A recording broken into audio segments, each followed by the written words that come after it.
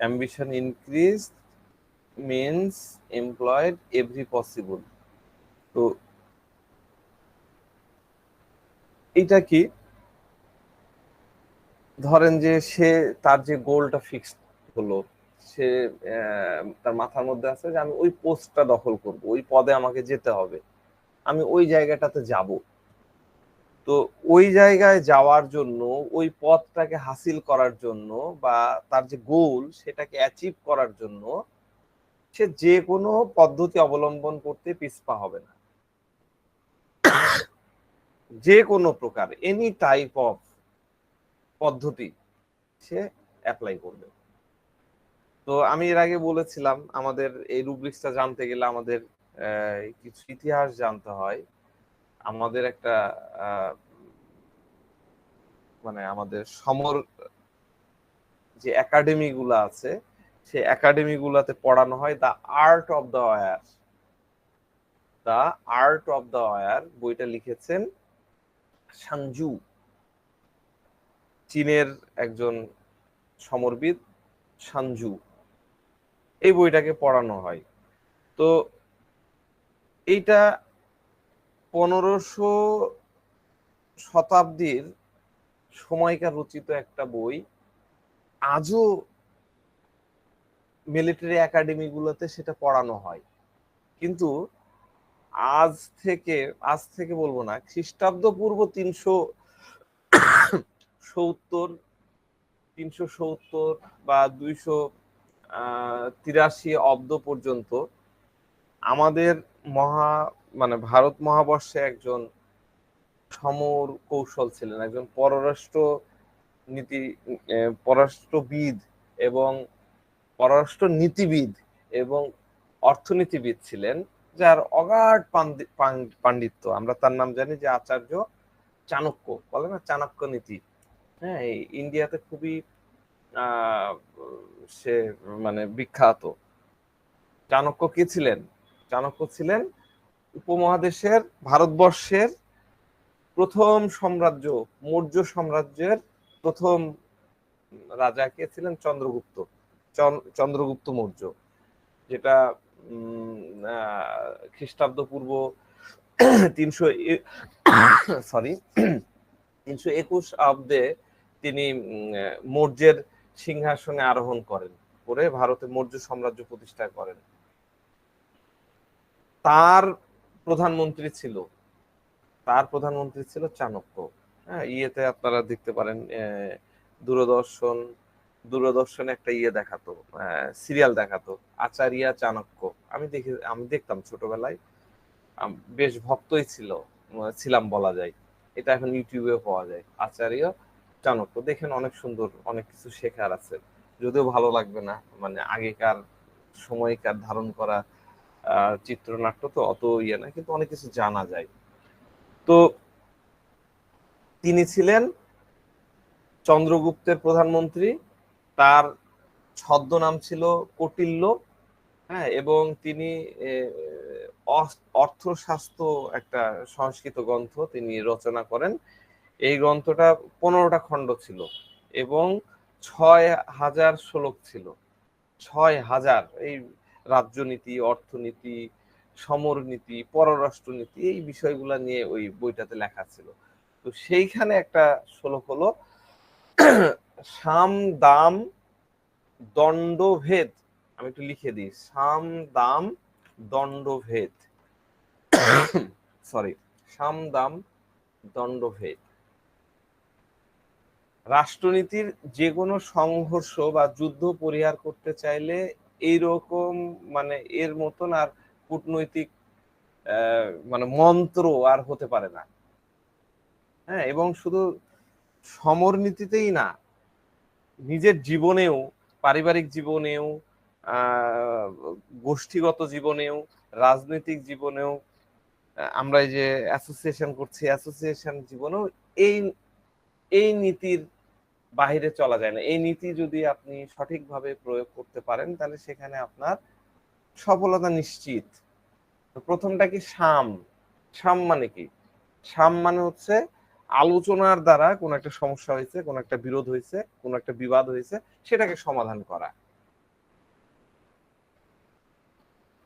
এবং সেখানে মন পাওয়া,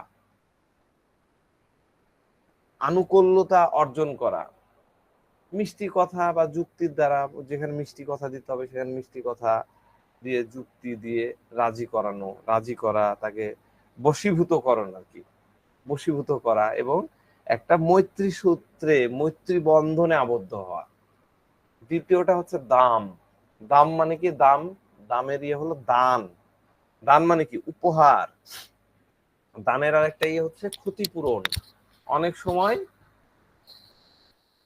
মূল্য দেওয়াকেও বোঝায় দাম। তারপরেরটা হলো সাম, দাম, দণ্ড। দণ্ড, দণ্ড কি? দণ্ড হলো সাজা, সাজা, শাস্তি, বল প্রয়োগ করা, অস্ত্র প্রয়োগ করে নিয়ন্ত্রণ করা। আর তার আগের একটা ইয়ে হলো ভেদ। ভেদ মানে কি? ভেদাভেদ সৃষ্টি করা, ডিভাইড অ্যান্ড রুল। ব্রিটিশরা যা করেছে, হ্যাঁ, এই যে সুন্দর করে ভারত পাকিস্তান ভাগ করেছে, কিন্তু একটু একটু করে লাগাই রেখেছে। ওইদিকে লাগাই রাখছিল কাশ্মীর, এইদিকে পশ্চিমবঙ্গ, পূর্ববঙ্গ, এরকম করে এরা ইয়ে করে। ব্রিটিশদের নীতি, ব্রিটিশ কিন্তু তাদের নীতি না, এটা ওই কৌটিল্য মানে চাণক্য যে নীতি দিয়ে রেখেছে সেটাই তারা স্টাডি করে এই কাজটা করে গেছে। তো এটার বাংলাকে বলে হলো ছলে বলে কলে কৌশলে। হয় নির্দেশনা দাও, না হলে মূল্য দাও, না হলে ফ্ল্যাটার্ট করো বা ভেদাভেদ করো, অথবা দ্বন্দ্ব দাও, যেভাবে হোক তোমার গোল তুমি অ্যাচিভ করো। এটাই হলো এর কথা। তো প্লাটিনা যখন নিজে নিজে চেষ্টা করে দেখে যে আর কিছু হচ্ছে না, তখন সে চিন্তা করে যে যেভাবেই হোক না কেন, যে কোনো উপায়ে হোক না কেন, যার কাছে যে হোক না কেন, যার সহযোগিতায় হোক না কেন, সেটা যে কেউ হতে পারে, একটু সহযোগিতা নিব বা একটু এড নিয়ে আমার কাজটা কমপ্লিট করব। একটু সহযোগিতা বা একটু এড নিয়ে আমার কাজটা কমপ্লিট করব। তাহলে প্রথমে সে কি নিবে? এড নিবে। এই কারণে আমরা দেখেন, আমরা যদি কেন্টের রেপার্টরিতে যাই, রেপার্টরি আর খুলে দেখাচ্ছি না, এনার্জি কম। কেন্টের রেপার্টরিতে দেওয়া আছে সিকিং এইড ফর। আপনারা যাদের রাডারে কেন্ট রেপার্টরি আছে তারা কেন্ট উপর ওপেন করে দেখবেন, সিকিং এইড ফর একটাই মেডিসিন, প্লাটিনা। আর রাডারের সিনথেসিস রেপার্টরিতে যান, তখন দেখবেন না, একটু দেখাতেই হয়, না হলে হচ্ছে না।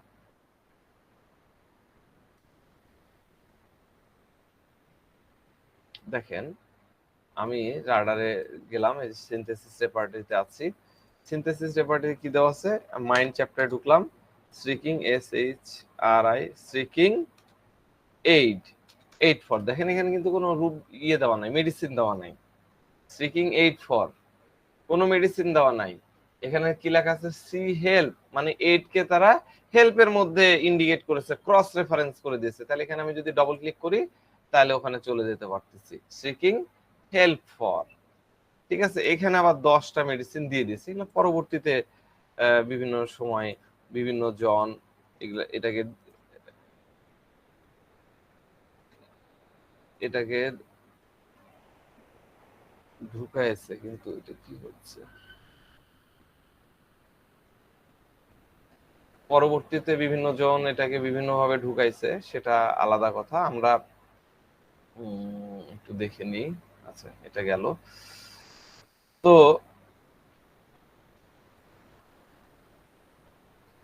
দুইটা রেপার্টরিতে হয় কি, আপডেট করতে করতে একটার সাথে একটা এমন ভাবে ঢুকায় দেয়, তখন এইড আর হেল্পের মধ্যে কোনো পার্থক্য তখন থাকে না। কিন্তু আলটিমেটলি মানে এটা আমার কথা না, কেইন্টেরই কথা, যে আপনি যদি এইডটাকে বুঝতে পারেন, এইড, AID, এইডটাকে বুঝতে পারেন, তাহলে আপনি প্লাটিনাকে বুঝতে পারবেন। আবার বিজ্ঞজনরা বলে এইড আর হেল্পের মধ্যে কিন্তু বিস্তর ফারাক আছে। আমরা এর আগেও বলেছি, আমরা অনেকেই জানি এইড আর হেল্প কিন্তু এক জিনিস না।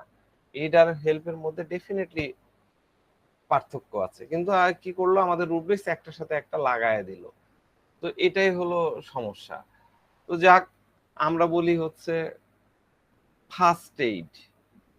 ধরেন যে আপনার কোথাও আঘাত লাগলো, আপনি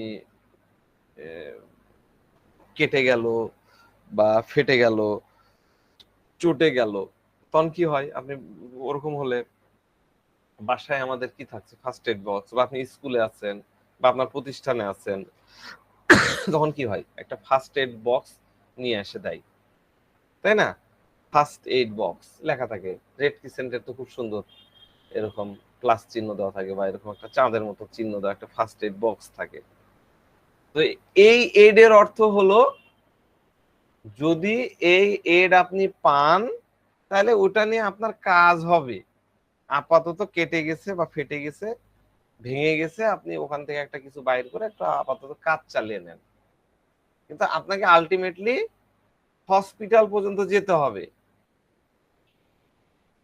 ভালো করে বুঝেন, এড আপনি না পান তাহলে আপনার সমস্যা নাই, আপনাকে আলটিমেটলি হসপিটালে যেতে হচ্ছে, তাই না? তাহলে এইড হলো, এইডের অর্থ হলো এমন একটা সহযোগিতা। সহযোগিতা, এইডের অর্থ সহযোগিতা না, সহযোগিতা বলা যাবে না, ভালো করে বুঝেন।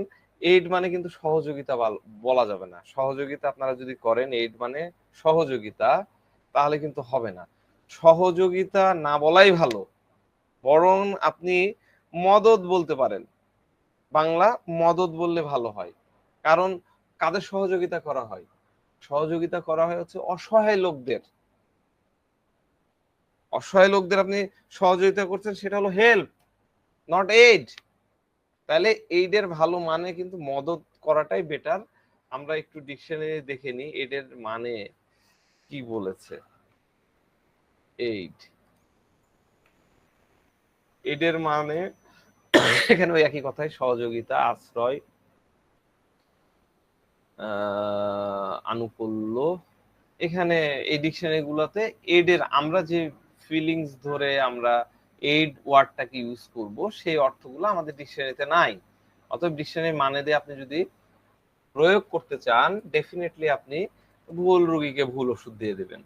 তাহলে আমাদের ওইটার দরকার নেই। আমরা যেটুকু শিখতে চাই, আমরা যেভাবে বলছি এইটুকুই আপনারা শিখে নেন, এইটুকুই আপনারা নোট করে নেন, এটা আপনাদের জন্য বেটার হবে। তো এইড, এইড হলো এমন একটা শব্দ, যদি পাওয়া যায় তাহলে ভালো কথা, ইটস ওকে। আর যদি না পাওয়া যায় তাহলে কোনো সমস্যা নাই। এটাই এইডের প্রকৃত অর্থ। পাইলে ভালো, না পাইলে মন্দ না। বুঝতে পারলেন? তো এই রুব্রিক্সে দেখেন, আমরা যদি স্ট্রিকিং এইডটা নিই, স্ট্রিকিং এইড আমরা এই রুব্রিক্সটা আমরা দেখি, তাহলে এইডের আগে আরেকটা ওয়ার্ড দেওয়া আছে, সেটা হলো শ্রিক, শ্রিকিং, তাই না? শ্রিকিং মানে কি? শ্রিকিং মানে কি? চিৎকার করা, তাই না? চিৎকার করা, জোরে চিল্লানো। কিরকম জোরে চিল্লানো? কত জোরে চিল্লানো? গলা ফাটিয়ে চিৎকার করা নাকি? স্ট্রিকিংটা কিরকম? আমার তো গলায় জোর নাই, আপনার একটু দেখায় দেন দেখি স্ট্রিকিংটা কিরকম হয়। গলা ফাটিয়ে চিল্লায় স্যার। আচ্ছা, গলা ফাটায়, আমার গলা দিয়ে আওয়াজ বাড়াচ্ছে না, কাশি কাশি বাড়াচ্ছে। তো স্ট্রিকিং মানে গলা ফাটিয়ে চিৎকার করা, তাই না? যখন কেউ চিৎকার করে তখন কি হয়? আমাদের কানের মধ্যে উফ, খুব মজা লাগছে না? আমরা একটু আগে গান শুনলাম, নয়ন অভিরাম কি গান শুনলাম না? তো গানে কি খুব কান আমাদের এরকম করে কেউ কি কান এরকম করে চেপে ধরেছিলেন? কেউ কিন্তু চেপে ধরেননি, কারণ এটা খারাপ লাগতেছিল না। এখন কেউ যদি চিৎকার করে তাহলে মনে হয় ইস, হঠাৎ কান থেকে দূরে হটা, তাই না? তাই তো? ছোট বাচ্চা আপনার কানে তীক্ষ্ণ স্বরে চিৎকার করছে, "ইয়া!" আর আপনি বললেন হ্যাঁ কর বাবা কর, কানটা নিয়ে গেলেন, তা তো করেন না। না করেন? কেউ কিন্তু করে না। এটা একটা প্রেক্ষাপট। দ্বিতীয় প্রেক্ষাপট বলি, রুগী এসে কি আপনার কানের কাছে চিৎকার করবে? কোন রুগী কি করে কখনো? আচ্ছা ধরে নিলাম এক একটা হয়তো পাগল ছাগল রুগী আছে, সেটা করলো। কিন্তু আমরা ইন জেনারেল আমাদের চেম্বারের রুগীর কথা চিন্তা করি। 100টা রুগী আসলো, কটা রুগী চিৎকার করে? কোন রুগী কিন্তু ওরকম করে চিৎকার করে কথা বলবে না। করে উঠবে না? না উঠবে? অবশ্যই উঠবে না।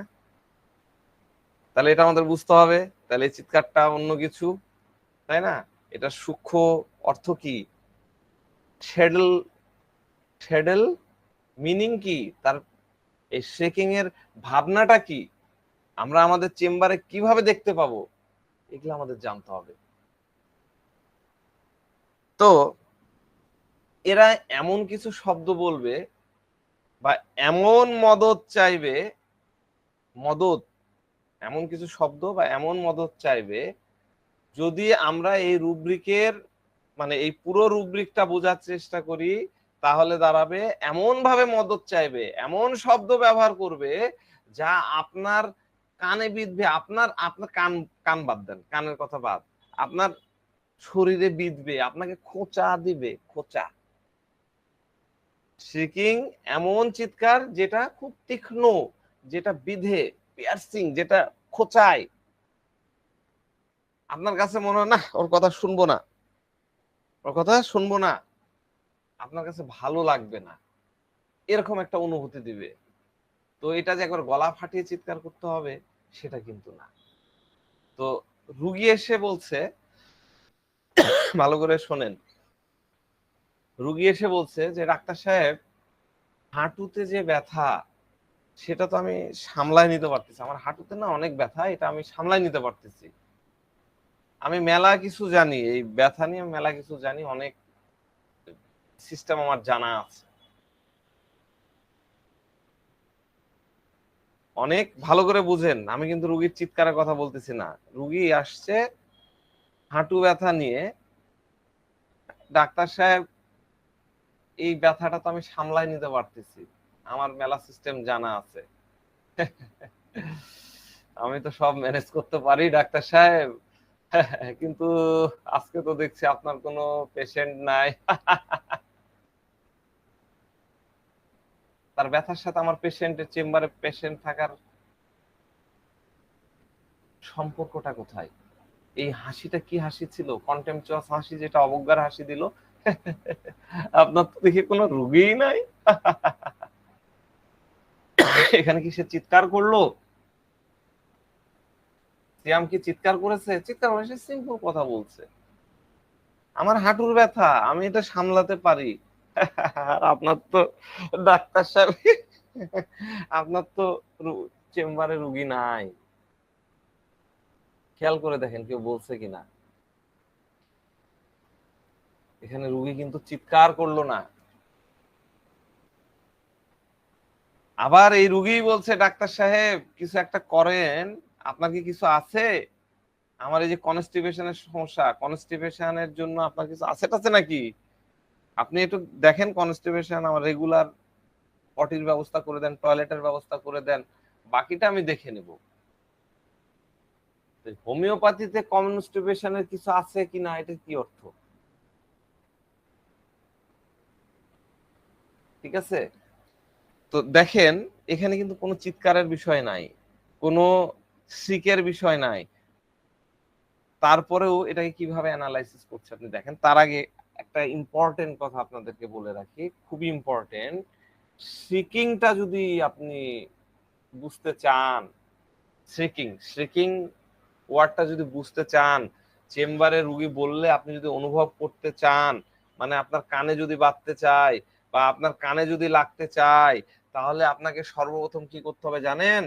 সর্বপ্রথম আপনার সেলফ স্টিম, আপনার নিজস্ব যে স্বাভিমান আছে, আপনার যে ইগো আছে, সেই ইগো থাকাটা জরুরি।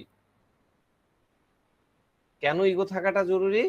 কারণ সামনের জনের ইগো আপনার মধ্যে বিধার জন্য, আপনার মধ্যে খোঁচা লাগার জন্য আপনার তো কিছু থাকতে হবে, আপনার তো কিছু ইগো থাকতে হবে। নাতে আপনি যদি তার সামনে মাথা নত করে থাকেন, আর কেউ আপনাকে মানে কিছু বলে দিল আর আপনার কিছু হলো না, আপনার কাছে মনে হলো সে ঠিক, তাহলে এই রুব্রিক আপনি কখনো ব্যবহার করতে পারবেন না। আর এই রুগী বলল যে আপনার তো কোনো পেশেন্ট নাই চেম্বারে, আজ তো আপনার কাছে কোনো পেশেন্টই নাই, আপনিও হেসে দিলেন। কি করবো বলুন, গরিব মানুষ। নতুন ডাক্তারি বসেছি তো, এই কারণে আজ চেম্বার নাই। আপনি যদি এরকম ইগোলেস হয়ে যান, তাহলে আপনি স্ট্রিকিংটা কখনোই ধরতে পারবেন না। এইটা খুব ভালো করে আপনার মাথার মধ্যে রাখতে হবে। স্ট্রিকিংটা বুঝতে গেলে ডাক্তারের মধ্যে আগে ইগো থাকতে হবে, তাহলে আপনি এই স্ট্রিকিং ধরতে পারবেন। শুধু স্ট্রিকিং বলে না, বিভিন্ন মেডিসিনের ক্ষেত্রে বিভিন্ন গুণাবলী আছে যেগুলো আপনার মধ্যে থাকতে হবে। আমরা যদি ইগনেশিয়ার কথা ধরি, ইগনেশিয়া পেশেন্ট দেখতে গেলে আপনাকে অনেক সেন্সিটিভ হতে হবে, অনেক সেন্সিটিভ হওয়াটা আপনার জরুরি। যদি না হন, আপনার সামনে বসে থাকা ওই পেশেন্টটা যদি মহিলা হয়, আপনি পুরুষ, সে যদি মহিলা হয়, আপনার সামনে জিন্দেগিতে ওপেন হবে না। আপনি পারবেনই না ওপেন করতে, যে সিক্রেটিভ এরা। খুব সাধারণভাবে চিন্তা করেন, এর জন্য অন্য কোনো যুক্তির দরকার নাই। খুব ভালোভাবে চিন্তা করেন। আপনি কাউকে আপনার মনের কথা খুলে বলছেন, আপনার মনের কথা একান্ত গোপনে, মনের কোঠরে লুকিয়ে রাখা, সযত্নে লুকিয়ে রাখা গোপন কথা যখন আপনি কারোর সামনে খুলে বলবেন, কার সামনে খুলে বলবেন? যে আপনাকে কনসেন্ট্রেশন দিবে, যে আপনার কাছে শুনতে চাইবে, যার মধ্যে সেন্সিটিভিটির বিষয়গুলো আছে, সে তো আপনার কাছে শুনতে চাইবে, তাকেই না আপনি বলবেন। কিন্তু পেশেন্ট আসছে, হ্যাঁ, পেশেন্ট আসার পরে এই ফাইল নিয়ে নিলেন, নিয়ে কলম, হ্যাঁ বলুন, জি নাম, বয়স, ঠিকানা, পেশেন্ট কি বলছে কি করছে কোনো দেখা দেখি নাই, আপনার কনসেন্ট্রেশন কাগজে কলমে। ওই পেশেন্ট যদি ইগনেশিয়া হয়, সে কিন্তু আপনার হাতছাড়া হয়ে যাবে। ওরকম বিজি পেশেন্টকে ইগনেশিয়া তার মনের কথাগুলো, তার সেন্সিটিভিটি গুলো কখনোই ওপেন করবে না। তো প্লাটিনা পেশেন্ট যখন আপনার সামনে থাকবে, তখন আপনাকে অবশ্যই কিছুটা ইগো আপনার থাকতে হবে, এটা থাকাটা জরুরি। এবং আপনিও যে একটা কিছু, আপনারও যে একটা লেভেল আছে, এটাও তার কাছে মনে হওয়াটা জরুরি। নাহলে তো আপনাকে পেয়ে বসবে, হার্ট ফর ইনফেরিয়র হয়ে যাবে, তখন কি করবেন? দেখেন, আমি একটা মজার অবজারভেশন, যদিও তাকে প্লাটিনা দেওয়া হয়নি, তারপরেও বলি। এক ভদ্রলোক আসছে, বয়স্ক চাচা, একদম চুল দাড়ি গোঁফ সব পাকা, পরনে মানে পুরোনো কাপড়, ওরকম দামি কাপড় না, তবে বেশ গোছালো ভাবে আসছে। তো আমরা চেম্বারে, আপনারা জানেন যে আমরা দুইজন বসি, তো দুইজন আবার দুই প্যাটার্ন, দুইজন আবার মনে করেন না দুইজনই একই সিস্টেমে ইয়ে করি, ট্রিটমেন্ট করি, সেটা আলাদা আলোচনা, ওই আলোচনার মধ্যে আনছি না। তো যেটা বলতেছিলাম, দুজন বসে আছি, তো আমি সাধারণত বসে থাকলে একটু কম্পিউটার ঘুতাঘুতি করি, তো আমি ওর কিছু একটা পড়ছিলাম। রুগী বয়স্ক ভদ্রলোক আসছেন, তো আমার সাথে ডক্টর মোস্তাক ভাই বসেন, তিনি আমার বাম পাশে আছেন। তো আমাদের দুইজনের সামনে দুটো চেয়ার, তো রুগী এসে সরাসরি তার চেয়ারের সামনে বসলেন, বসে এখন ইয়ে করছেন, বসছেন। আর এদিকে মোস্তাক ভাই, আমি তো ল্যাপটপে বিজি, মোস্তাক ভাই মোবাইলে ইয়ে দেখতেছে, রিল বা শর্টস কিছু একটা দেখতেছে, সে খুব মজায় আছে আর কি। এখন রুগী করছে কি, তার সামনে আসছে, আমার সামনে, তো আমাকে তো কম্পিউটার টিপছি, মানে আমি অ্যাসিস্ট্যান্ট। বেশিরভাগ রুগী তাই মনে করে যে এটা অ্যাসিস্ট্যান্ট বা বা হবে কম্পাউন্ডার বা এই টাইপের কিছু একটা। তো যাক, সেটা তাদের ব্যাপার। তো সামনে বসলো, বসে জাস্ট এই কাপড়টা একটু এরকম করে চাড়লো, আমি দেখতেছি, কিন্তু বসা মাত্র আমি কিন্তু তার দিকে মানে আমি তার দিকে কনসেন্ট্রেশন নিয়ে গেছি, কারণ লিস্ট আমি বুঝি, আমার আগে যদি মোস্তাক ভাই কোনো রুগীকে ডিল করে ফেলে, ডেফিনেটলি আমি, সে সাইলেশিয়া হলে আমি দিতে পারবো না। এরকম কিছু মেডিসিন আছে যেটা আমার আগে সে যদি টেক করে ফেলে, আমি আর দিতে পারবো না, কারণ ওই প্রথম ওয়ার্ডে ওই মেডিসিনটা হয়ে যায়। হ্যাঁ, ইভেন দেন প্লাটিনাও অনেক ক্ষেত্রে প্রথম ওয়ার্ডে হয়ে যায়। এই কারণে নিয়ম হলো একদম ভার্জিন রুগী ধরা। ভার্জিন রুগী ধরা মানে যেখানে আনটাচড, সেই জায়গাগুলোতে সাকসেস একদম একদম 100-100। আমি আমি আমার পার্সোনাল এক্সপিরিয়েন্সে বলি। হ্যাঁ, ধরেন যে আমি বসে আছি, আমার কোনো অ্যাসিস্ট্যান্ট যদি একটা রুগীকে ডেকে নিয়ে এসে আগে থেকে ব্রিফ দিয়ে করে, তাহলে তার মধ্যে ওই ভার্জিনিটিটা থাকলো না, রুগীর যে মানে মানে প্রারম্ভিক সক্রিয়তা, সেটা কিন্তু থাকলো না। এই কারণে এটা কখনোই করা উচিত না। আপনাদের অ্যাসিস্ট্যান্টদেরকেও আপনারা এটা ইয়ে করে দেবেন যে কোনো প্রকার ইন্টারাকশন যতটা কম রুগী করছে সেটা আলাদা কথা, কিন্তু অ্যাসিস্ট্যান্ট যাতে নিজে থেকে যে না করে, অ্যাসিস্ট্যান্ট যে বলবে যে ওই দুই ডাক্তারের মধ্যে উনি ভালো উনি খারাপ, এগুলো এগুলো করা যাবে না, তাহলে অনেক জিনিস নষ্ট হয়ে যায়। তো যাক, যেখান থেকে চলে আসছি, তো রুগী বলছে, রুগী জাস্ট এরকম করে হাতটা ইয়ে করে এরকম করে হাতটা দেখে আমার দিক তাকাচ্ছে না, কিন্তু কারণ আমি তো ছোট ডাক্তার, চুল পাকেনি, আর বড় ডাক্তার চুল পাকা আছে, দাড়ি টাড়িও পাকা, তাহলে তার কাছে ইয়ে করে দেওয়া হচ্ছে যে এই ডাক্তার সাহেব দেখেন আমার দুই হাত এরকম কেমন চুলকানিতে ভরে গেছে, আপনাদের হোমিওপ্যাথিতে কি এর কোনো ওষুধ আছে? এদিকে তো মোস্তাক ভাই তো মজায় আছে তার মোবাইলে, সে মোবাইলে সুন্দর করে উল্টাচ্ছে, একটা শেষ হলে না ইয়ে করবে, তখন সে কিন্তু দেখেনি, তো না দেখেই তিনি বলছে হ্যাঁ আছে তো, আছে আছে ভালো ওষুধ আছে, ভালো আছে। তো তার ভালো ওষুধ আছে জাস্ট হাসতে হাসতে বলছে, এ কথা শুনে রুগী তো সেরকম রাগ, রেগে তো একদম রুগী ওখান থেকে উঠে গেল, একদম উঠে ওখান থেকে বাড়িয়ে গেল। রুগী বলছে দেখেন, আপনি যদি ঠিক মতো দেখে শুনে ওষুধ দেন তাহলে দেন, না হলে আমি চলে গেলাম, বলে একদম গটগট করে রুম থেকে বাড়ি গেলাম। মানে এই চাচা আঙ্কেল আঙ্কেল শুনেন, এদিকে আসেন আসেন, রাগ করছেন কেন, আসেন এদিকে। রুগী কে কার কথা শুনে, সে কিন্তু চলে গেছে। বুঝেন ব্যাপারটা, খুব ভালো করে বুঝেন। এই পেশেন্টটা এই পেশেন্টটা কিন্তু প্লাটিনারি। কেন? তার কি ওষুধ নেওয়ার দরকার ছিল? তার যদি ওষুধ নেওয়ার দরকার থাকতো তাহলে তার কিন্তু ঝগড়া করার পরেও, সে দুটো কথা শুনে দেওয়ার পরে হলেও কিন্তু সে ওষুধটা নিয়ে যেত, কিন্তু সে তা করলো না, কারণ তার ওষুধের প্রয়োজন ছিল না। তার ওষুধের প্রয়োজন ছিল না, তার প্রয়োজন কি ছিল? হেল্প না এইড? কি বলছেন না যে স্যার এই এইড, তার প্রয়োজন ছিল অল্প, তার প্রয়োজন ছিল এইডের।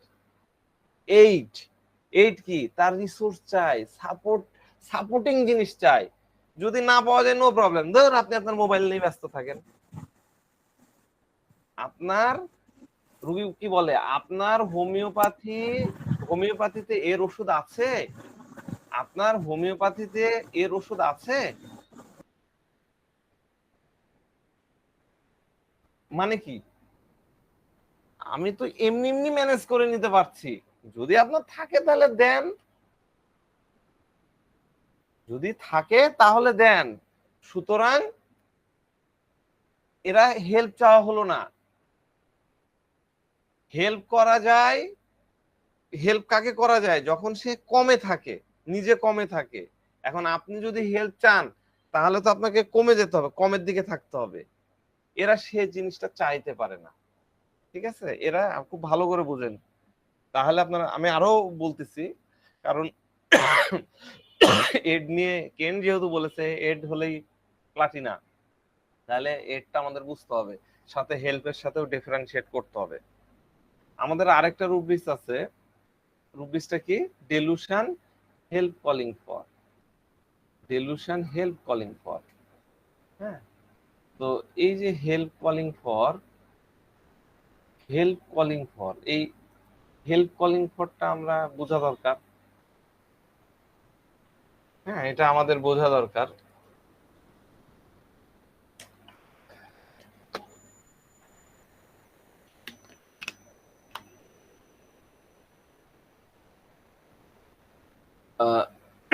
সরি। তো এইখানে দেখেন, হেল্প তো হেল্পের একটা আইডিয়া তো আসছে। রুব্রিক্স আছে delusion help calling for. Calling, calling মানেটা কি? কলিং এর অর্থ জানি আমরা, কলিং মানে কি বলেন তো?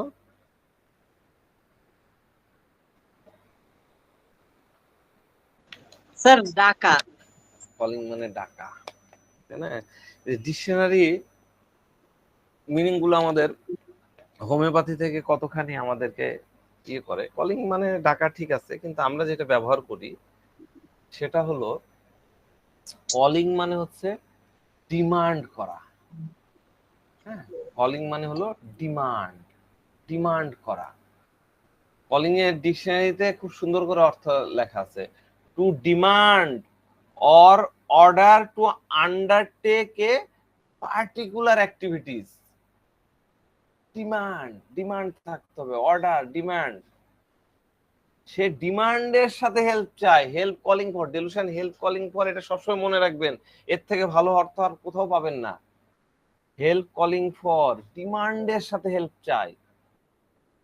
ডাক্তার সাহেব দিবেন কি দিবেন না বলেন, আপনারও সময় যাচ্ছে আমারও সময় যাচ্ছে, ওই চাচার তো তাই হলো, আমার কাছে সময় নাই আপনারও কাছে সময় নাই, ওকে টাটা বাই বাই আমি গেলাম। তাইলে কলিং মানে কি? কলিং মানে হচ্ছে ডিমান্ড করা, দিলে দেন, না হলে আমি ম্যানেজ করে নিতে পারবো। আমি ওষুধ চাই, আপনি আমাকে ওষুধ দিতে পারবেন? আমি কল কর, আপনি কল করছেন, যেখানে কলিং থাকবে সেখানে ডিমান্ড থাকবে। আমরা ওই যে কল করি কি, ওই তিন পাত্তি বা ইয়ে করি, এই কি বলে, আমরা কি খেলি, স্পেড, কল করে না, কল করা ডিমান্ড থাকে, একটু সূক্ষ্মভাবে চিন্তা করলে হয়। এবং সেখানে কিছু ডোমিনেশন থাকবে। এখন সে হেল্প চাচ্ছে এবং সেটাতে থাকতেছে ডোমিনেশন। আর প্রথমে কি আছে, ডেলুশন। ডেলুশন কি? একটা ভ্রান্ত ধারণা, ভ্রম। সে যেটা চাচ্ছে এটা তার ভ্রম, সে যেটা চাচ্ছে আসলে সেটা চাচ্ছে না, সে হচ্ছে ডিকটেট করার চেষ্টা করছে এবং এটা তার ভ্রম, সেটা তার ভাল লাগে না, সেজন্য সবসময় এভাবে কথা বলে। একটু উদাহরণ দিই তাহলে একটু ভালো বোঝা যাবে। একটা রুগী আসলো, এসে বলছে, স্যার অ্যাকচুয়ালি আমার স্কিন ডিজিজের সমস্যা, সমস্যা হয়েছে, আমি এই এখানে এরকম এরকম হয়, এরকম হয়, বিভিন্ন ধরনের সমস্যা, আমি অনেকগুলো স্পেশালিস্ট ডাক্তারের কাছে গেছি। দেখেন, আমি এতদিন ধরে আপনাদেরকে বলছিলাম যে প্লাটিনা ডাক্তারদের কাছে যেতে চাইবে না, এটা প্রথম লেভেলের কথা, কিন্তু ভুগতে ভুগতে একটা পর্যায়ে তো তাকে যাওয়াই লাগে। তো এই রুগীও তাই, 3-4টা স্কিন স্পেশালিস্টের কাছে গেছে, তারা বিভিন্ন ধরনের মেডিসিন তাকে প্রেসক্রাইব করেছে। এখন রুগী বলতেছে যে আমি সেগুলো খেয়েছি, যদিও সেগুলা খেয়ে কিছুটা ম্যানেজ হচ্ছে, আমি আমার কাজ চালিয়ে নিতে পারতেছি, অফিসে যাচ্ছি, হ্যাঁ, তো ইত্যাদি ইত্যাদি নানান কথা বলছে। তো এগুলা বলার আগে তার ডাক্তাররা, কোন ডাক্তার কি বলেছে, কি ধরনের ইনফরমেশন দিয়েছে সেগুলা বলছে। কোন ডাক্তার তাকে সোরাইসিস বলছে, কোন ডাক্তার তাকে এক্সিমা বলছে, কেউ আবার পিমফিগাস ভালগারিস, এই টাইপের আরো কি কি সব বলেছে, এগুলা নিয়ে মেলা কথাবার্তা সে বললো। নানান ইনফরমেশন যেগুলা যেগুলা সে গ্যাদার্ড করেছে সেগুলো আমাকে বলে গেল। তো এরপরে বলতেছে যে আমার বাবা এবং আমার আহ, মামা দুইজনেরই একই সমস্যা। আমার বাবারটা তো কনফার্ম এই সমস্যাই, সেও অনেক বছর ধরে কষ্ট পাচ্ছিল, এরকম নানান ধরনের কথা সে কন্টিনিউয়াসলি বলে যাচ্ছে, আমি শুনতেছি, যেটা আপনারাও করবেন, শুনে যাবেন শুনে যাবেন। সে এত কথা বলতেছে কিন্তু একবারও সে খেয়াল করতেছে না, আচ্ছা আমি এত কথা বলতেছি আর ডাক্তার তো কিছু বলছে না। হ্যাঁ, তো বলছে আমিও আমিও বলতেছে হ্যাঁ আচ্ছা ঠিক আছে, আর কিছু? হ্যাঁ, তারপরে আচ্ছা ঠিক আছে, এই বলতে বলতে সে নন স্টপ কথা বলার পর্যায়ে এক পর্যায়ে হয়ে গেল। তো এই লম্বা সময় ধরে, ধরেন 5 মিনিট 7 মিনিট বা 10 মিনিট যাই হোক, একটা সময় ধরে সে নন স্টপ কথা বলতেছে, ভালো করে খেয়াল করেন, এই কথার মধ্যে সে কিন্তু একটা বারও বলেনি যে ডাক্তার সাহেব আপনার কি মনে হয়, আপনি বলেন এটা কি অসুখ, এটা কিভাবে ঠিক হবে, হ্যাঁ এটা কি আদৌ ঠিক হবে কি হবে না, হোমিওপ্যাথিতে কি সারবে কি সারবে না, একটা ইনফরমেশনও সে আমার কাছে জানতে চায়নি। খুব ইম্পর্টেন্ট, এর নোট করে নেন। রুগী কথা বলবে কিন্তু একটা ইনফরমেশনও জানতে চাইবে না, সে আপনাকে ইনফরমেশন দিয়ে যাবে। তো আমি মূলত ওয়েট করছিলাম যে সে কখন জিজ্ঞাসা করবে যে আপনি কিছু বলুন, আপনার কি মনে হয়। তো আমি তো বুঝে গেছি, তো এই কারণে আমিও কিছু বলতেছিলাম না, আমি খালি আচ্ছা ঠিক আছে, আচ্ছা রাইট রাইট, আপনার যা ইচ্ছা আপনি বলতে থাকেন, আমি শুনতেছি। এরকম আরো মেলা মেলা ইনফরমেশন সে দিচ্ছিল, কোন ডাক্তার তাকে কোন আমেরিকান না কোথাকার এক পাউডার দিয়েছে, সেই পাউডার সে 3-4 মাস অ্যাপ্লাই করছে, কিছু কমে, আবার ইয়ে হয়ে যায়, পাউডারটা দিলে একদম নাকি গরম হয়ে যায়, গরম হয়ে একদম মনে হয় যে আগুনের মতন জ্বলছে, তারপর আবার কুল হয়ে যায়, কি কি সব বর্ণনা সে দেয়, অনেক দামি। সে নিয়ে আসে, ইন্ডিয়া হয়ে মেডিসিন গুলো আনতে হয়, সেটাও সে 3-4 মাস করেছে। নানান ধরনের ইনফরমেশন সে দিচ্ছে, নানান ধরনের, নানান কিছু, কিন্তু একটা বারও সে জানতে চাচ্ছে না আমার মতামত, আমার কাছে কি আছে, আমার কাছে কোনো নলেজ আছে কিনা সেটা সে জানতে চাচ্ছে না। তো যাক, মেলা কথার পরে আমি তাকে একটা প্রশ্ন জিজ্ঞাসা করলাম, আচ্ছা সবই বুঝলাম, আপনি একটা জিনিস আমাকে বলেন, আপনি আসলে আমার কাছে চাচ্ছেনটা কি? এই প্রশ্ন করার পরে সে পুরা কনফিউজড, সে পুরা কনফিউজড, এম্বারেসড, এলবেন ফ্রম এম্বারেসড। কারণ কনফিউজড হবে না কেন? কারণ সে তো আমার কাছে কিছু চাচ্ছে না, সে তো আমাকে খালি বলেই যাচ্ছে, তার নলেজ গুলো দেখাই যাচ্ছে। এটাও কিন্তু ডেলুশন, হেল্প কলিং ফর। সরাসরি সে চাইলো না, কিন্তু সে এত কিছু বলে, এত কিছু হয়ে সে বোঝাতে চাচ্ছিল যে আপনি এটার জন্য কিছু করা যায় কিনা, আমার জন্য কিছু একটা করেন। কিন্তু রুগী বলল না। তাহলে এত গভীর ভাবে আপনাকে বুঝতে হবে, আপনাকে রুগীর অনুভূতিকে অবজার্ভ করতে হবে।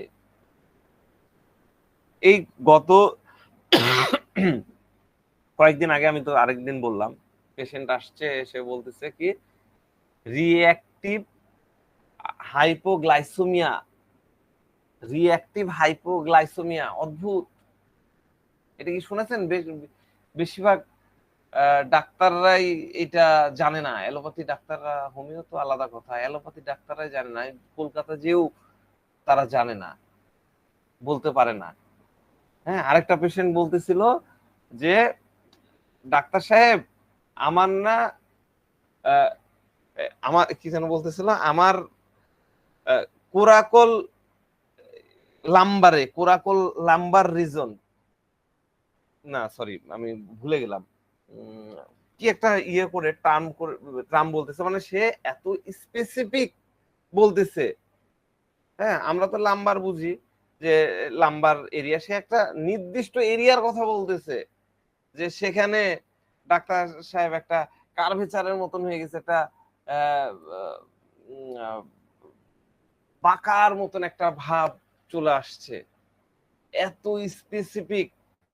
এর আগে আমার লাম্বার ডিস্ক প্রোল্যাপ হয়ে গেল, তারপরে এরকম হয়েছে, একদম টেকনিক্যাল ওয়ার্ড গুলো সে বলে, সব সে জানে, এগুলা এগুলা নিয়ে কথা বলে, কিন্তু কোনো প্রকার হেল্প সে চায় না।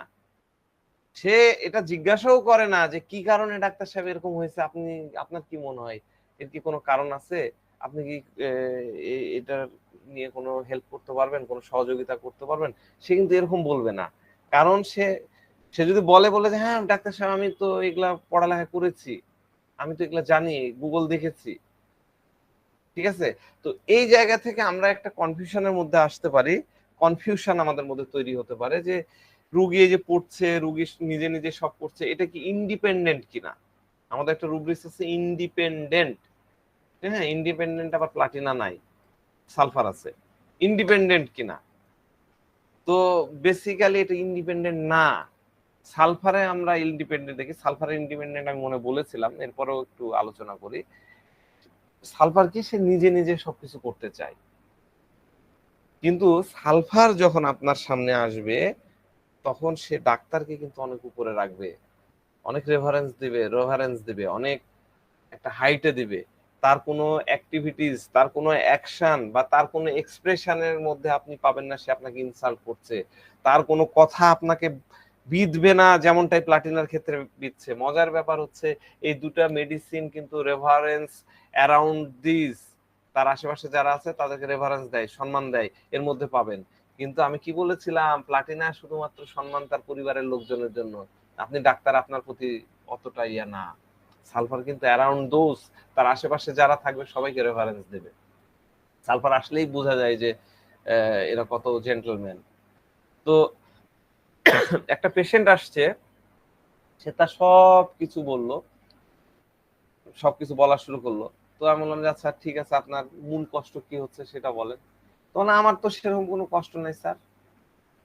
তো এত আমার এই মানে পেশেন্ট বলছে যে আমার এই এই রোগটা এত বছর ধরে চলছে, 4-5 বছর ধরে চলতেছে। তো আমার বন্ধুরা বললো যে তুমি এতদিন থেকে এই রোগ নিয়ে কষ্ট পাচ্ছ বা এই রোগ তোমাকে ভোগাচ্ছে, তুমি যাও একটু স্যারের সাথে যে দেখা করে আসো। তাই আমি আপনার কাছে আসলাম।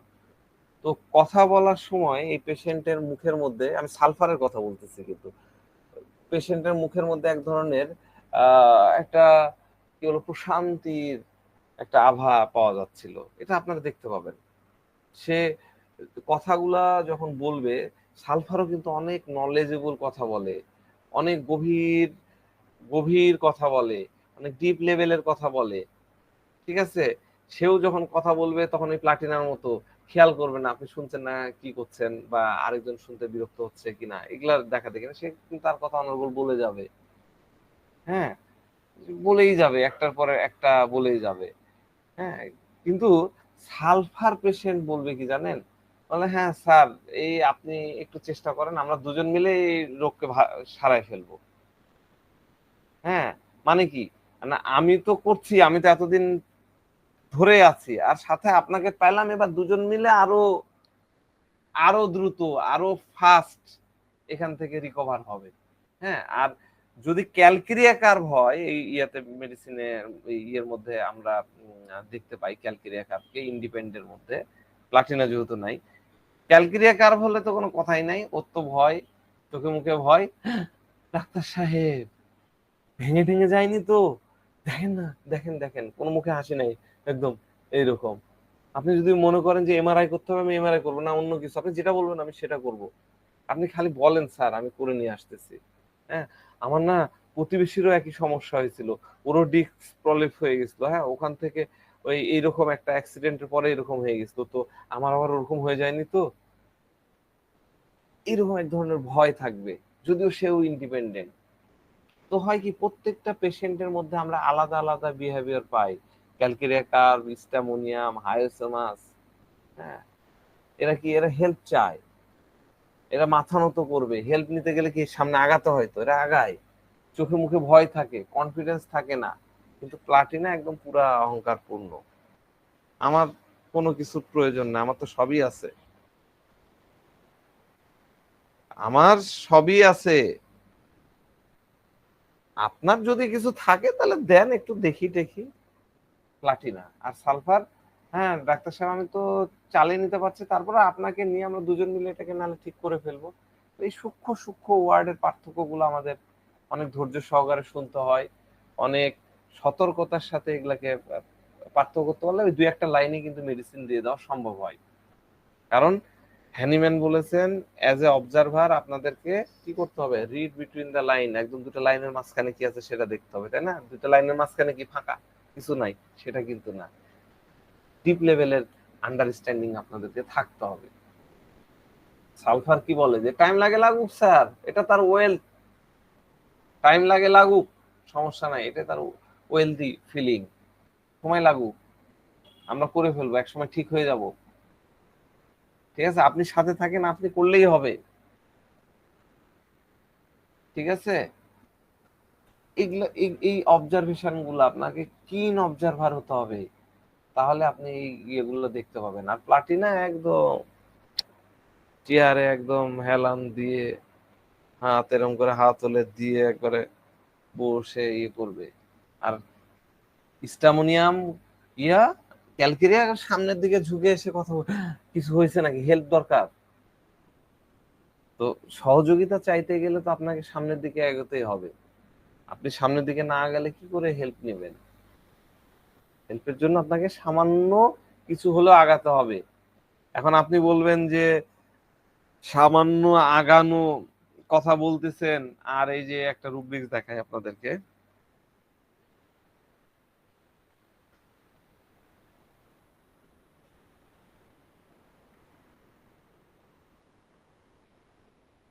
বেগিং, দেখেন এই বেগিং রুব্রিক্স এর মধ্যে প্লাটিনা আছে দেখেন, তাহলে এখন আপনারাই বলবেন যে আপনি যে বলতেছেন যে সামনে আগায় না প্লাটিনা, তাহলে বেগিং এর মধ্যে প্লাটিনা ঢুকলো কি করে? হ্যাঁ, তো এটাও আমি আপনাদেরকে বলে রাখি, প্লাটিনা বেগিং এর মধ্যে খুব রেয়ার পাওয়া যায়, খুব রেয়ার, খুবই রেয়ার। এর কারণও রেপার্টরি থেকে ব্যাখ্যা করা যায়। পুরা জিন্দেগি ভর, মানে পুরা জীবন ধরে তার একটাই উসুল, সে অর্জন করতে চায়, অ্যাম্বিশন ইনক্রিজ মিন এমপ্লয়েড এভরি পসিবল, যেভাবে হোক, ছলে বলে কলে কৌশলে তাকে সেটা হাসিল করতে হবে।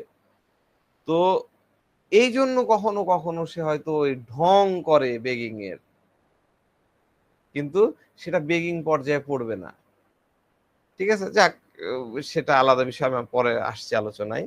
এই একটু আগে যে রুগীটার কথা বলতেছিলাম, সে 10 মিনিট 15 মিনিট ধরে অনবরত কথাই বলে যাচ্ছিল, তার যত নলেজ ছিল সবকিছু আমার উপরে ঝাড়ছিল। আবার তার মধ্যে একটা প্রিজুডাইস ট্রেডিশনাল ছিল, সেটাও সে নিজে ডিসাইড করলো। 3টা ডাক্তার কেউ বললো না যে তার বাপ মামা চাচার এই চুলকানি আর তারটা এক, কিন্তু সে নিজে নিজেই ডিসাইড করলো। হ্যাঁ, এবং সেই বলে দিচ্ছে যে আমার বাপেরও এই হাতে, আমারও এই হাতে, মামারও, তার মানে এক্স্যাক্টলি একই টাইপের স্কিন ডিজিজ এটা। কিন্তু 3-4টা স্পেশালিস্ট ফেল করেছে, তারা ট্রিটমেন্ট করতে পারলো না। আর এই ব্যক্তিটার মাথার মধ্যে এই ধারণাটা কোত্থেকে ঢুকলো, এই থিঙ্ক তার মাথায় কোত্থেকে ঢুকলো? কারণ সে কিন্তু অনেক এনে পড়ালেখা করছে বিভিন্ন জায়গায়, যেখানে যা পাইছে, মেডিকেল আর্টিকেল পত্রিকাতে, গুগল করে, তাছাড়া মেডিকেলের যত বই যা সে কালেক্ট করতে পারছে সব পড়ে তার ইন্টেলেকচুয়াল জিনিস সে ডেভেলপ করার চেষ্টা করছে। তো সে মনে করছে অন্য কিছুর কোনো ভ্যালু নাই, আমি যেটা পেয়েছি সেটাই ঠিক। তো কোনোভাবে আপনি বুঝতে পারবেন না যে সে যেটা ধরে নিয়েছে সেটা আর সে ওখান থেকে ছাড়ছে। এদেরকে আপনি কোনোভাবে মাথার মধ্যে যেটা ঢুকে গেছে সেটা মাথা থেকে আর বাইর করতে পারবেন না। এরা হলো ইনকনসোলেবল, আমাদের রুব্রিক্স আছে ইনকনসোলেবল, আপনি কনসোল করতে পারবেন না কোনোভাবেই, সে কনসোলেবল না। এরা হলো পেডেন্ট। আমি পেডেন্টের মানে মনে সালিশাই বলেছিলাম, পেডেন্ট। এই পেডেন্ট আপনারা রিভাইজ দিলেন, হ্যাঁ, আজকে ব্যাখ্যা দিলাম না। এই ব্যক্তিরা কিতাবি জিনিস, বইয়ে লেখা জিনিসের পেছনে ছুটে, নিজেরা অ্যাপ্লাইও করে দেখে না বইয়ে যেটা লেখা আছে সেই ঠিক, কোন জায়গায় লেখা আছে ওটা কি রেফারেন্স চাকলাদার সাহেবের, না ওই যে টি চ্যাটার্জি আর কার কার বই, আমরা এনসি ঘোষ, সেটা দেখা দেখি নাই। ওখানে লেখা আছে মানে ওটাই ফাইনাল, ওটাই সব, বইয়ে যা লেখা আছে তাই হবে। বইয়ে আমি পড়েছি ডায়াগনোসিস এরকম, গুগলে এরকম লেখা আছে, আমি গুগলকে মানবো। কিন্তু যে ব্যক্তি তার সামনে বসে আছে, যে ডাক্তারের কাছে সে আসছে, সে ডাক্তারকে সে রেসপেক্ট দিচ্ছে না। আরে বাবা, আপনি ডাক্তারের কাছে আসছেন, আপনি ঠিক হতে আসছেন, নিজে নিজে পারছিলেন না বলে তো ঠিক হতে আসছেন। আপনি তার কাছে আসছেন, তার কথা শুনুন। আপনি নিজে নিজে কেন কনক্লুশন টানছেন, নিজে নিজে কেন সিদ্ধান্ত নিচ্ছেন? কিন্তু এরা ওই যে প্রেটেন্ড বললাম, ইনকনসেলেবল, এই কারণে তাদের মাথা থেকে ওইটা যাবে না। যেটা দেখে আসছে, হ্যাঁ বই ছাপাইছে, আর কে ছাপাইলো, কোন রেফারেন্সে আসলো, যে রাইটার, তার ডেপথ কতখানি, সেটা সে দেখবে না। তো বেগিং এর একটা উদাহরণের কথা মনে পড়লো। দেখেন, আমাদের প্রতি বৃহস্পতিবার অনেক, মানে প্রায় তো শখানিক ভিখারি আসেই, হ্যাঁ, টাকা নিতে আসে। তো আমাদের তো গেট লাগানো থাকে। তো একদিন সাধারণত আমাদের যে অ্যাসিস্ট্যান্ট আছেন উনি টাকা দেয়। তো একদিন তিনি নাই, তো জাস্ট টক টক, তো সাধারণত এই স্লাইডারে টক টক করে রুগীরা, সব রুগী করে না, কিছু রুগী টক টক করে বলে যে আসবো কিনা, পারমিশন নাই।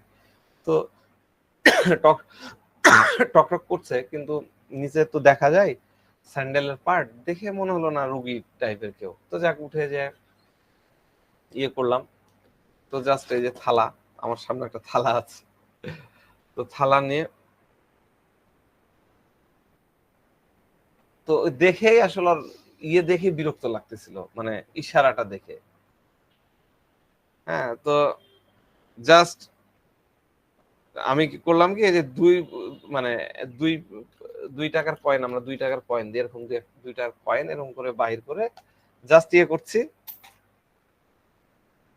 মানে 2 টাকা তার পছন্দ হলো না, একদম স্টাইল নিয়ে একেবারে সাই করে চলে গেল। তো এই যে এটা কি, এই যে তার অ্যাটিচিউডটা খেয়াল করেন, তার 2 টাকা পছন্দ হয়, সে কিন্তু চাইলেও না ভিক্ষা, জাস্ট ইশারা, এই থালা দে, থালা দে, জাস্ট ইশারা, আর যে চলে গেল। এই অ্যাটিচিউড খুবই কম পাওয়া যায়, এই প্লাটিনার বেগিং খুবই কম পাওয়া যায়।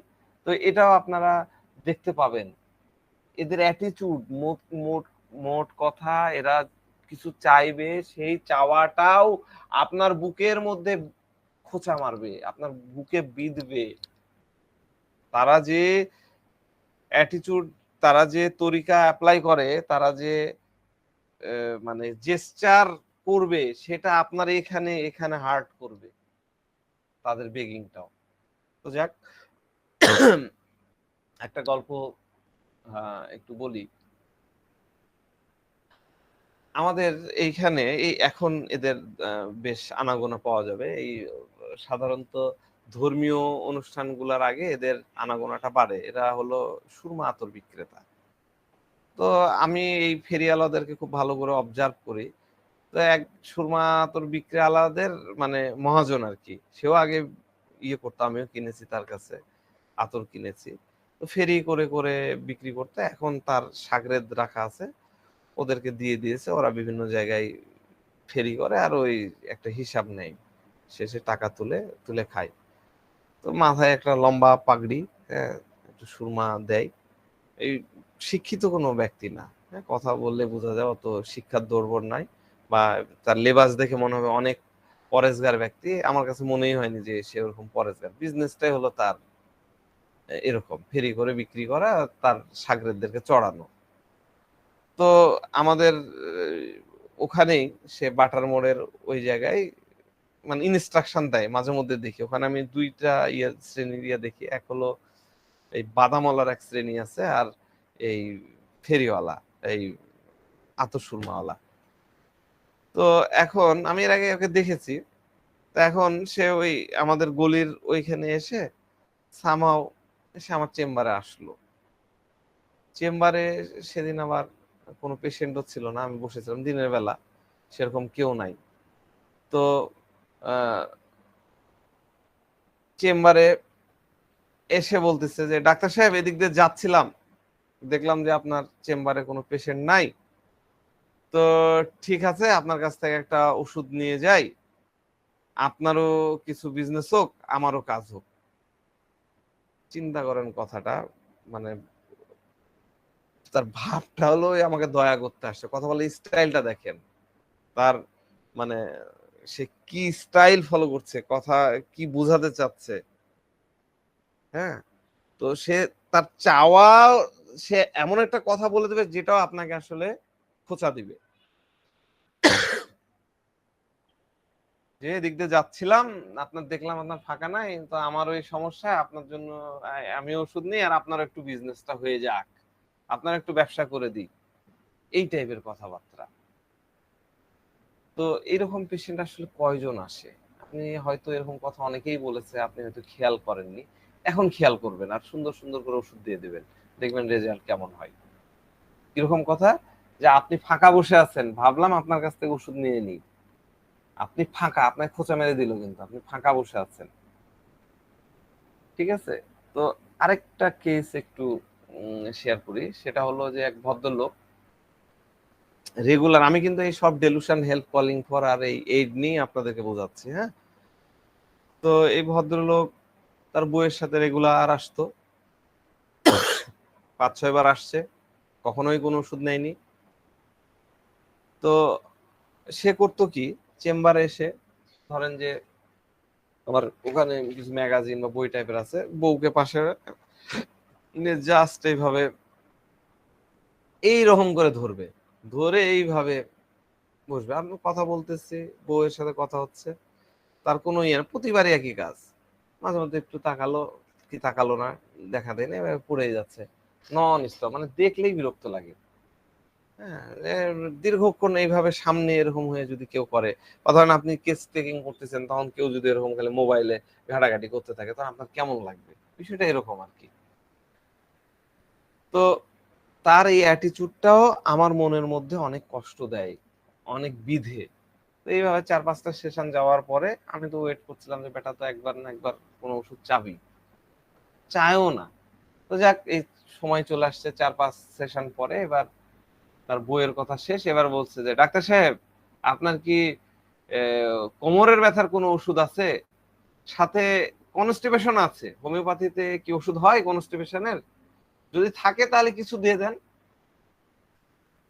সে এই কথাগুলো বলল, একটা বারও কিন্তু এই এটাকে হটালো না, সে ওই সামনে রেখে কথাগুলো বলল।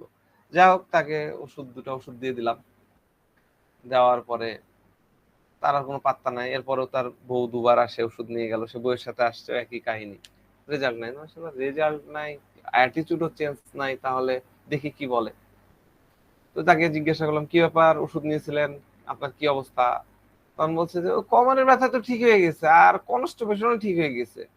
ওই যে আছে না সোনা পাতা, সোনা পাতা এই যে প্রতিদিন ভিজায় রাখে, আমি ওটা প্রতিদিন খাই, প্রতিদিন খেয়ে একদম ঠিক করে ফেলেছি। আমি সোনা পাতা খেয়ে কোমরের ব্যথা ভালো আছে না, কনস্টিপেশন ভালো হয়ে গেছে। তার মানে কি, সে ওষুধ খায় কিন্তু তার কনস্টিপেশন ভালো হয়নি, সোনা পাতা খেয়ে ভালো হয়ে গেছে। মানে দেখি কি বলে। আপনি কি সোনা পাতা এর আগে কখনো খাননি? হ্যাঁ, আগে থেকে তো খাইতাম।